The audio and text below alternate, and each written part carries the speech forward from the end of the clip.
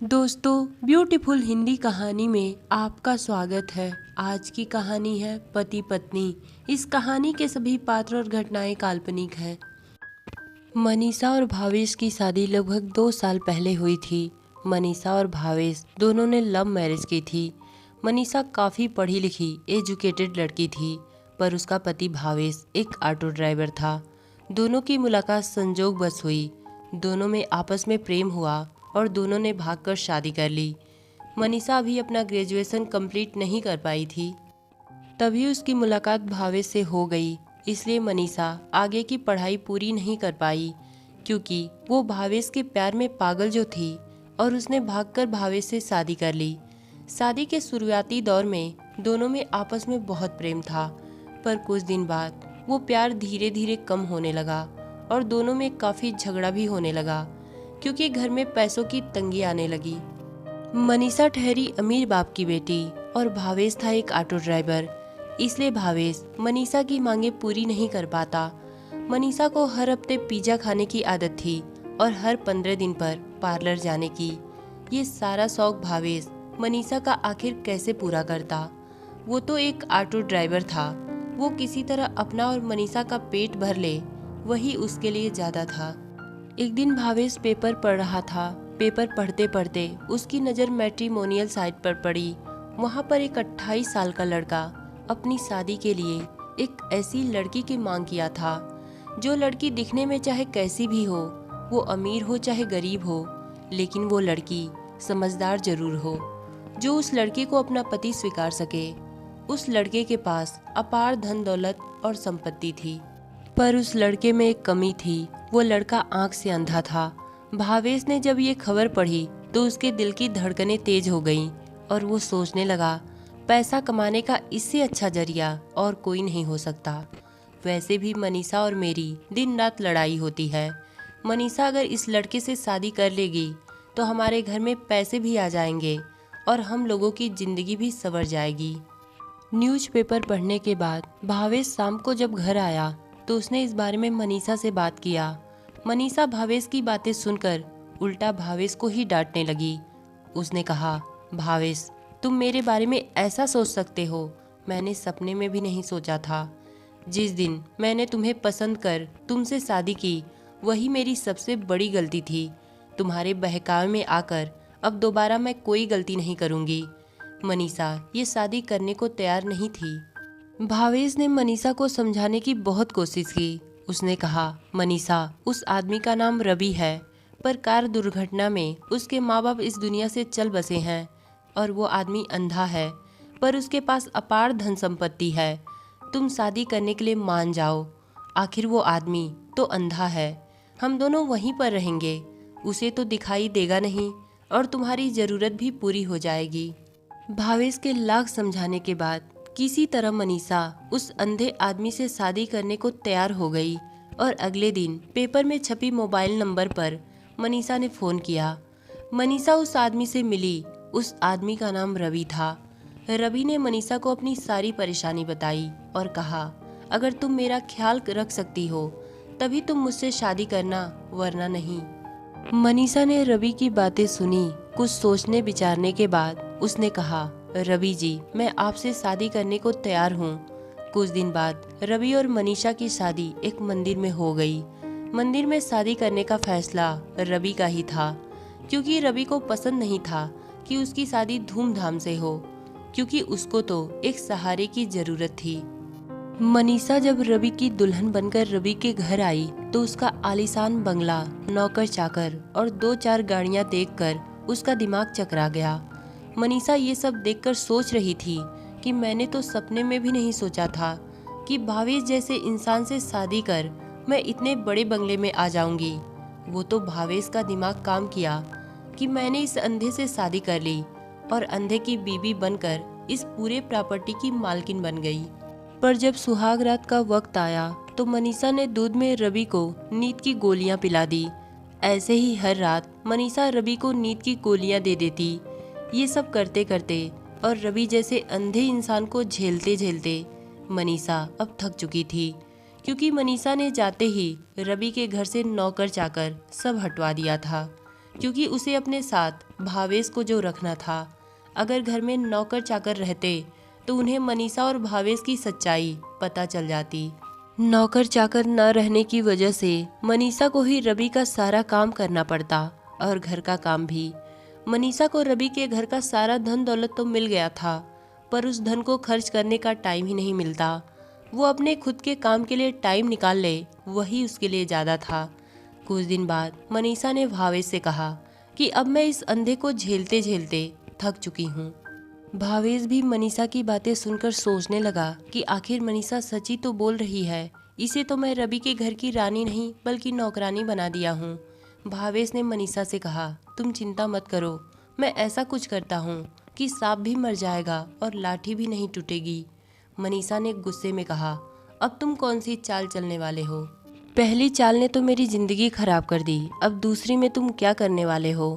भावेश ने कहा, मैं जो कुछ करूँगा अच्छा ही करूँगा और तुम्हारी भलाई के लिए करूँगा, तुम चिंता मत करो।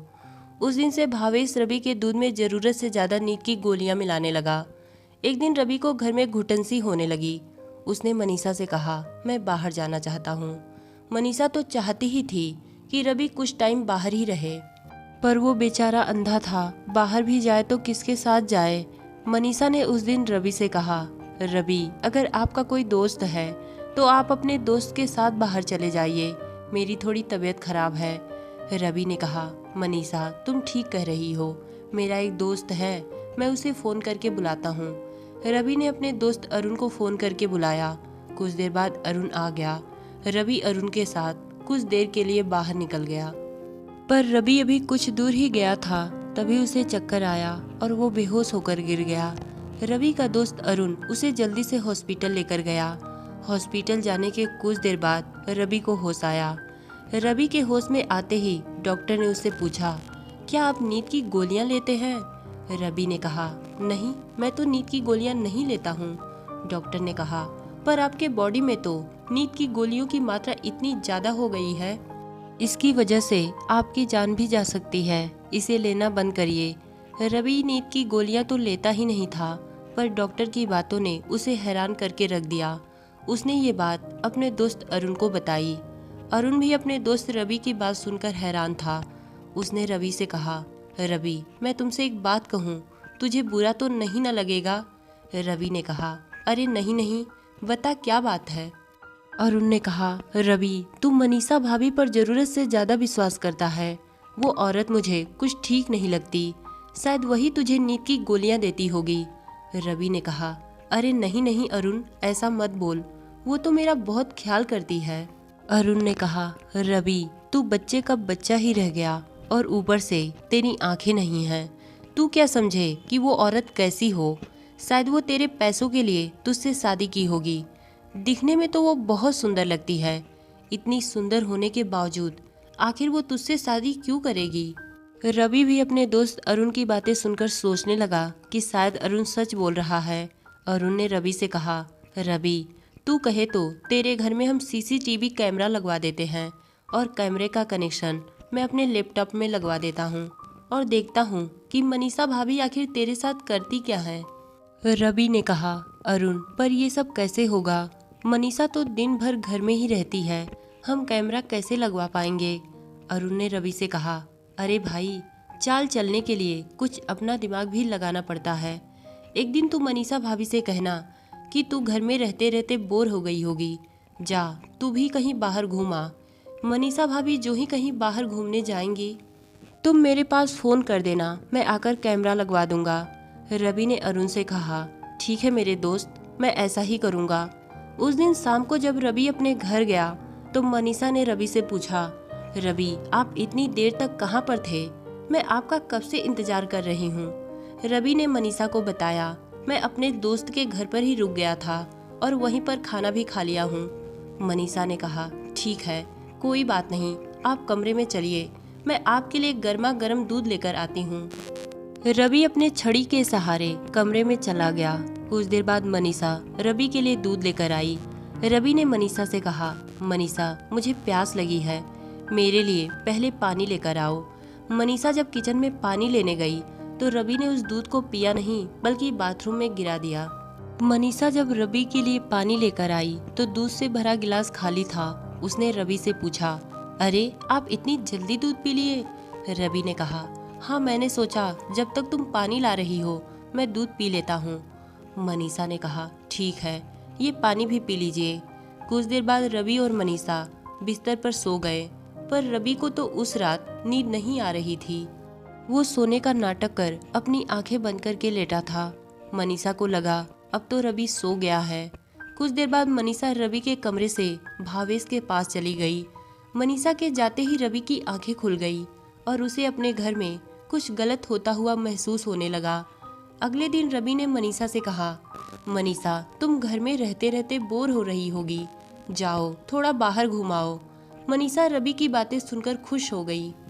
खुश होकर उसने रवि के माथे को चूम लिया और कहा, रवि आप मुझे बाहर घूमने के लिए परमिशन दे रहे हैं तो आपका ख्याल कौन करेगा? रवि ने कहा, मनीषा कोई बात नहीं, एक दिन की तो बात है, मैं अपना ख्याल खुद ही कर लूँगा। मनीषा बहुत खुशी मन से अपने पहले पति भावेश के साथ घूमने निकल गई। मनीषा के बाहर जाते ही रवि ने अपने दोस्त अरुण के पास फ़ोन करके उसे बुलाया। कुछ देर बाद अरुण रवि के घर आकर कैमरा लगवा दिया और कैमरे का कनेक्शन अरुण के घर उसके लैपटॉप में फिट था। उस रात अरुण ने रवि के घर में जो देखा उसे देखकर उसके पैरों तले से जमीन खिसक गई। वो अपनी आंखों पर विश्वास नहीं कर पा रहा था, पर सच तो यही था। उसी रात अरुण ने तुरंत अपने दोस्त रवि के पास फ़ोन करके मनीषा और भावेश की सारी करतूतें बताई कि तुम्हारे घर में एक आदमी भी रहता है। उस आदमी का नाम तो मुझे नहीं पता, पर वो आदमी मनीषा भाभी का प्रेमी लगता है। रवि ने अपने दोस्त से कहा, अरुण अब तू ही इस औरत से मुझे बचा सकता है, क्योंकि मेरे पास तो आंखें नहीं हैं। अरुण ने कहा, रवि तू चिंता मत कर, मैं कल सुबह पुलिस लेकर तेरे घर आता हूँ। अगली सुबह अरुण रवि के घर पुलिस लेकर आ गया। पुलिस मनीषा और भावेश दोनों को पकड़कर ले गई।